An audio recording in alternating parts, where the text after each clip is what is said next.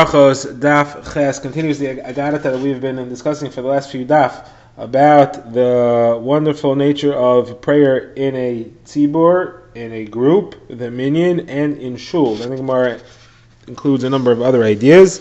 And finally, the Gemara will return to the Mishnah and give a halachic decision as to which opinion in the Mishnah is correct. It says the Gemara is a conversation between Rabbi Yitzchak and Rav Nachman. Rabbi Yitzchak said, "How come you don't come to shul?" Rav Nachman answered, "I don't have the strength." He said, "Why don't you bring him into your house?" He said, "It's too much trouble, either meant for himself to organize it or to trouble other people to come." So he said, "Well, then why don't you at least make sure that you find out when the congregation is praying, and then you can make sure that you pray at the same time, even though you're not there." The Gemara says, "Really? Is that a thing? To pray at the same time as the tzibur, even if you're not in shul?" The Gemara says, "Yes." The Gemara gives 4 psukim as the source. Number 1, Vani Sefila Si, my private prayer, Locha Hashem Eis Ratzayin, is at the same time that the congregation is davening to Hashem. Second source, Koyamar Hashem Be'eis Ratzayin Eni Sicha. Hashem says, "I will answer you at the time when prayer is favorable." That's when the tzibur is praying. Third source, Hein Kel Kabir Lo Yimas Tfilas Rabim. HaKadosh Baruch Hu will not push away the prayer of a large group. Fourth source, Pada B'Shalom Nafshi Mikravli, redeem in peace my soul, Ki Berabim Hayu Imadi, because with a great congregation he will be with me. This is another explanation of this pasuk. HaKadosh Baruch Hu says, anybody who's Isaac b'Torah and Gemilas Chasadim, Torah and Chesed kindness, U'Maspalim Atzibur, and he prays with the minyan, so I treat it as if he's redeemed me and my family from amongst the Goyim. Like it says, Pada b'Shalom Nafshi Mikravli, and my family, because of all these things. Says the Gemara, somebody who has a shul in his city and does not go into prayer is called a bad neighbor. Hashem says, Hashem is a bad neighbor. Another thing, he causes gullus to the Jewish people. Like it says, he causes them to be sent off their land. Gemara records Rabbi Yochanan was very old, and he was told that there are also old people living in Bavel, not only in Eretz Yisrael where you live. He said, "What could that be?" But it says, "People only live long in Eretz Yisrael. How can somebody live long in Chutz La'aretz?"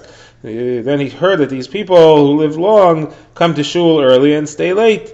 Now he said, now I understand how they're able to live long, because they spend most of their time in a holy place. The Gemara says, Rabbi Shua Levi told his children, make sure that you spend a lot of time in shul. Come early, leave late, that way you will live a long life. The Gemara brings a pasuk to support it. Asher Adam Shemei Ali L'Shaked Ad L'Saisai, somebody who listens to me and stays by my doors. Yom Yom Lishmar Mezuzah as Pischai, and then afterwards it says, Ki Moitzei Moitzachayim. Somebody who does that will find long life. Now the Gemara says halach. Rabbi Chizda says the person should come into shul 2 doors. The Gemara says 2 doors. What if the shul is only 1 door? The Gemara says no, it doesn't mean you should walk into 2 doors. It means he should go 2 doors deep into the shul. Do not stand near the door and pray. It looks like you're trying to run out. Another understanding of this in the Rishonim is he shouldn't run in and start to pray right away. He should wait the amount of time that it takes to walk 2 door lengths. The Gemara now expands on a similar pasuk. It says,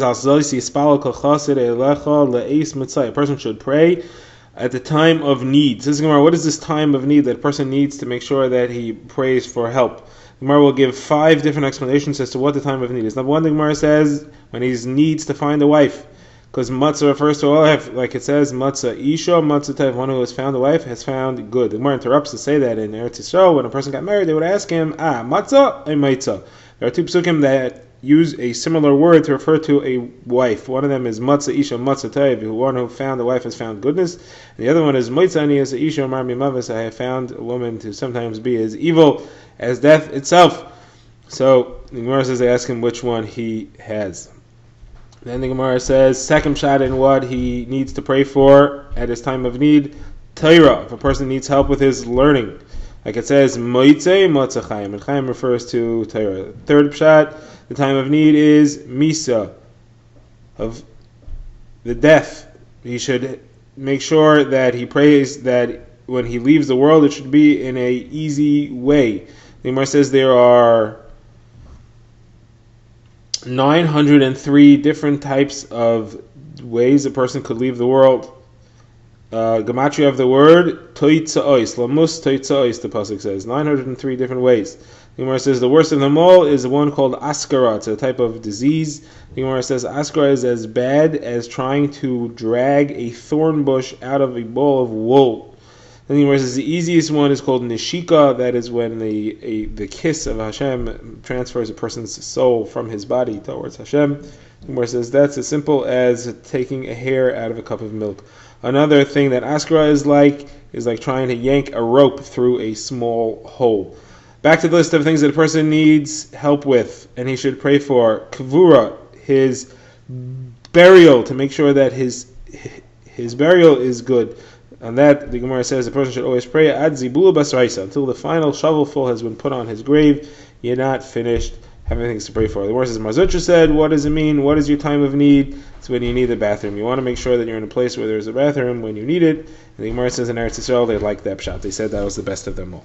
Okay, the Gemara now brings more things about shul. The Gemara says, Rava asked Rav from Bar Papa, tell me something nice that Rav Chizda said about shuls. The Gemara said, he said, HaKadosh Baruch Hu likes Sha'ar Mitziyanim b'halacha, places where they learn halacha correctly, greater than any shul or any beis medrash. The Gemara says, Rav Chia Barami says, from the day that the Beis Hamikdash was destroyed, all HaKadosh Baruch Hu has in the world is the 4 amas of halacha. Abai says, I used to learn in one place, and I would go to shul for prayer in a different place. Once I heard this, I said, I'm going to make sure that I daven in the place where I learned, because HaKadosh Baruch Hu only has the 4 amas of halacha. The Gemara says, Rav Ami and Rav Asi had 13 shuls in Tveria, but they only insisted that they need to pray in the place where they learn. The Gemara says it is a greater thing to support yourself with your own handiwork than it is to have Yiras Shamayim. Yiras Shamayim, it says, Ashrei haish Yiras Hashem. But by Yegiach HaPecha, somebody who supports himself with the work of his hands, it says, Ashrecha v'Toivlach. Yiras Shamayim is only Ashrei, but working is Ashrecha v'Toivlach. Like it says, Ashrecha ba'olam hazeh, Toivlach ba'olam haba. The Gemara says the person should always live in the place where his Rebbe lives, because Shlomo HaMelech did not marry Paro's daughter, which led to the downfall of the Beis Hamikdash, ultimately until Shemi ben Gera, his Rebbe, passed away. The Gemara says, really, you should live in the place where your Rebbe lives, but we learned in a brisa that you shouldn't. The Gemara says the difference is, are you going to listen to him or not? Does he have power to rebuke you if you need to? Then you should listen. You should live near him. The Gemara says when you're in shul, you're not allowed to leave while the Sefer Torah is out. Somebody who leaves while the Sefer Torah is exposed, it says, V'oizvi Hashem yichlu. Says the Gemara, Rabbi Avo used to leave between aliyahs when the Sefer Torah was covered. Rav Papa asked, what about between psukim? While the translator is speaking, the Gemara says, we're not going to resolve that question. Rav Sheshis used to turn away and learn on his own. He would say, some people are into Torah Shebiksav, and for us we have Torah Shebal Peh. The Gemara now shifts its attention to the mitzvah of reading the Parsha Shnayim Michkura ve'echad Targum, twice to read the psukim and once to read the translation. The Gemara says a person should always read the Parsha of the week that the Tzibur is reading, twice the Psukim and once the translation. Shayim Mekra ve'echad Targum. And even words, names of places like Ataris v'Divain, you should read that all. And somebody who will fulfill this mitzvah, he has long days and years. The Gemara says that Abaye wanted to finish before Yom Kippur, wanted to have the schus of finishing the Torah before Yom Kippur. But Rav Ibi said to him, no, Erev Yom Kippur you're supposed to eat. There's a mitzvah to eat. Like it says, you should fast on Yom Kippur on the 9th day of the month. What is? It's not the 9th day of the month. Somebody who fasts, who eats on the 9th day is as if he fasts on the 10th, and therefore you should be eating that day, not learning the Parsha. So the Gemara says he wanted to finish earlier. So they said to him, no, you don't finish earlier. You finish together with the congregation, together with the tzibur, the Parsha of the week. Rabbi Shua ben Levi said 3 things to his children. Number 1, he said, finish learning the Parsha together with the tzibur. Number 2, he said, make sure when you shecht, you cut the veins. Rabbi Yehuda holds you cut the veins. The other Mishnayos hold you don't have to, but you should make sure you cut the veins. Also, be careful with the honor of a Talmid Chacham who forgot his learning in a way that's not his fault. Because it says that the Luchos and the broken luchos were together in the Aron. So a Talmid Chacham who forgot his learning and is like a broken luchos, you should be careful with his honor as well. The Gemara now says Rava told a few things to his kids. Before we had what Rav Yeshua ben Levi said to his children. Now Rava says to his children, when you cut meat, he said, make sure you don't cut it holding it in your hand. Put it down. 2 possible reasons. One is because you may hurt yourself, and the other one is you may get some blood in the meat and ruin it. Next thing he said, do not sit on the bed of an Aramean. And the third thing he said is do not pass by behind a shul. Now the Gemara analyzes these 2 things. You shouldn't sit on the bed of an Aramean. What does this mean? Some say it means you shouldn't go to sleep without saying Shema at night. Some say it means you should not marry a Giyores, a converted woman. Rava was a kohen. Kohen were not allowed to marry converts. And then there's a third shot that it means in Aramean, mamish. Why should you not sit on the bed of an Aramean? The Gemara records a story. Rav Papa went to collect money that an Aramean owed him. And the Aramean wanted to trick him, he wanted to fool him and get him in trouble. So he brought out a bed and said, sit down on the bed. He said, oh, I'm not sitting on this till you show me what's under the blanket. He picked up the blanket and he saw that there was a dead child there that he was trying to get his responsibility for. He was trying to connect evidence of the child's murder with Rav Papa, and by not sitting on the bed, he was able to save himself from this. Mesadat the Chacham said, do not sit on the bed of an Aramean. Now, why should I pass behind the shul? So the Gemara says you shouldn't pass behind the shul during the time that the tzibur is praying, because it looks like you don't want to go in. Yeshua ben Levi said so as well. So the Gemara says that's only where there's no other door to shul, because you're passing by this door, maybe it looks like you're walking to another door. Also, it has to be that there's no other shuls in the neighborhood. Maybe you're going to a different shul, and therefore it would not look like you don't want to pray at all. Next thing is that if you're carrying something, it's not a problem, or if you're running, it's not a problem. If you're wearing tefillin, it's not a problem, because all these things show that you really do want to have Yiras Shamayim and pray in shul, just that you're in the middle of other things, or tefillin shows that you have Yiras Shamayim anyway. The Gemara brings a brayso. Rabbi Akiva says there are three things that I like about the Madiim, the Medes.